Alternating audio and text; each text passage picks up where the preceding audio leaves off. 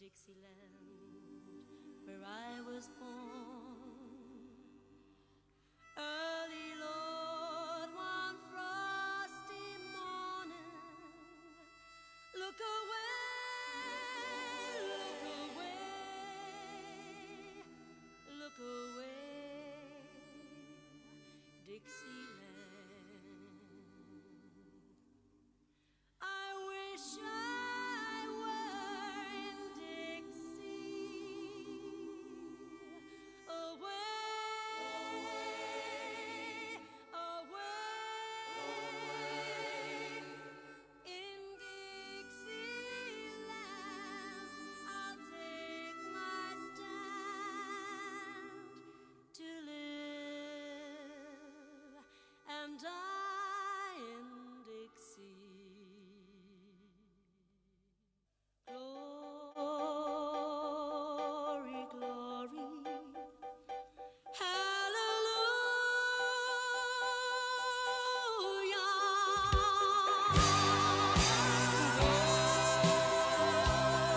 Glory, glory, hallelujah. Okay, what you're looking at are what they call earthworks. They look like little rows of trenches, and that's what they were, in fact. The Confederates and the Federals would dig these generally at night, and they would hunker down in them for protection. They were usually back in the wooded areas, and they could stay low and avoid being shot or possibly hit by shelling. The clearings is where the major carnage took place. You also might notice some of the smaller ones look like shell holes, but those were dug, and snipers, guys that were very good with their rifles, would lay in wait at night and pick off the enemy as they made themselves, vulnerable.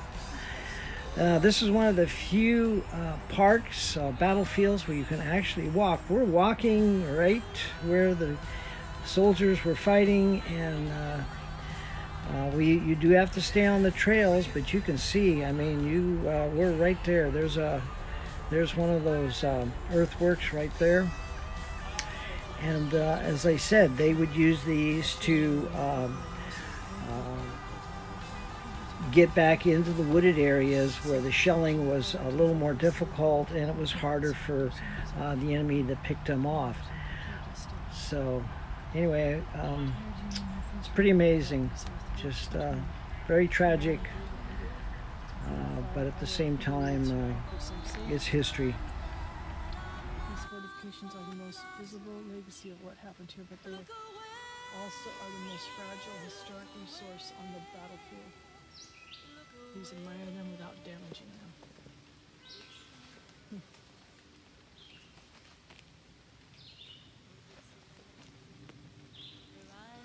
So they were looking to the back side and the front side, right? Yep.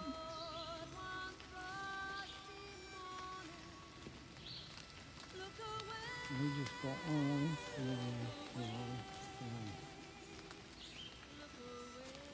This way you can really tell.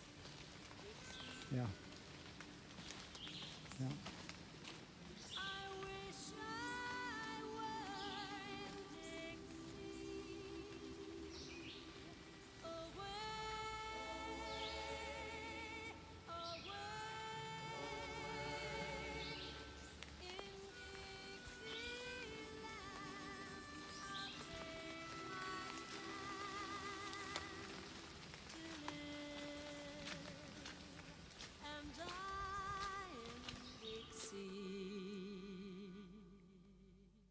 Glory,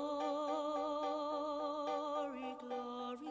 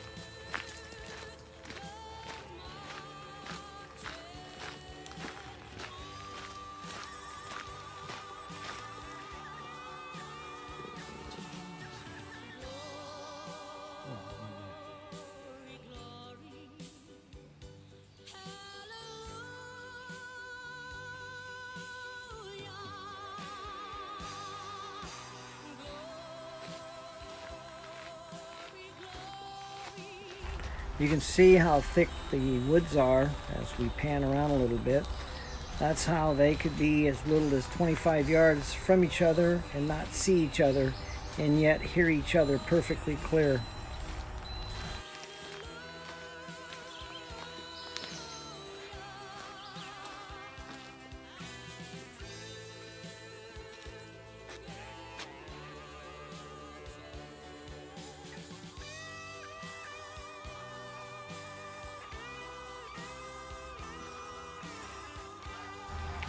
Just a few minutes you're going to be seeing what they call the killing fields, and this is where the major battles on this field took place.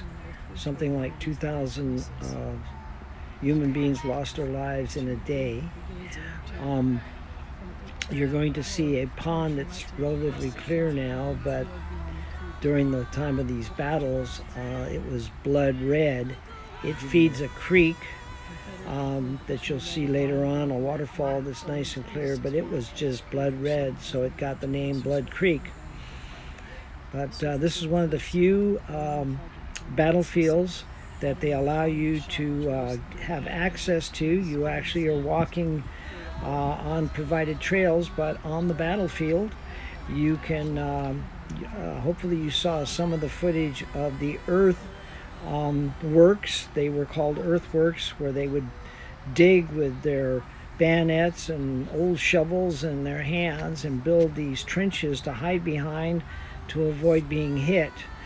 They tried to stay in the woods as much as possible, but when they got to clearings like what you're seeing, that's where the carnage took place. Hand-to-hand combat, pretty gory situation for both sides.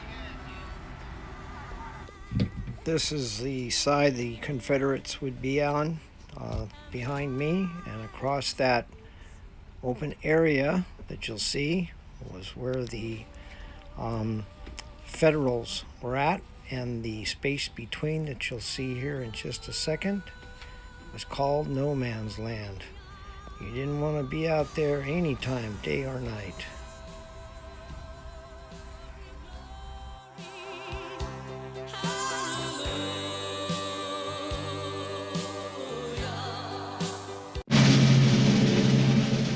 I pledge allegiance to the flag of the United States of America and to the republic for which it stands, one nation, under God, indivisible, with liberty and justice for all.